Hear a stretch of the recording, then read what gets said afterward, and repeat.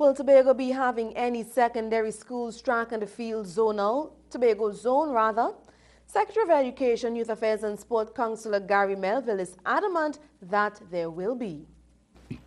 There was an issue with the availability of Dwight Yorke Stadium and the level of preparedness of other suggested venues. But the division has been working assiduously with the schools, and we have come to a decision that we will try to organize a Tobago Zonals for February 26th. It's not going to be the kind of grand occasion that we are accustomed to in the past, but we thought it important that our students be given the opportunity to participate in the national championships. And so therefore we're going to have that there in preparation for those championships, which are going to be in Trinidad on March 5th and 6th. He went further, giving an update on the progress at the Dwight Yorke Stadium. That contract has already been signed. There's been a contractor selected, and the THA would be providing funding for the track replacement and drainage upgrade.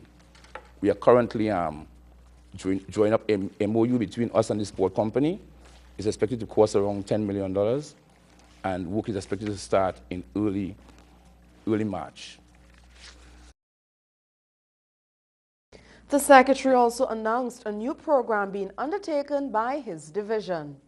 The Executive Council would have put in process the mechanism to operationalize the Lalon Gordon Sport Fund. In August, after the Olympics, the Chief Secretary would have made a commitment to establish that fund, and it's going to be a centralized funding effort to provide support to sport organizations and individuals. The primary purpose of the fund is to develop athletes, coaches, officials, and volunteer administrators.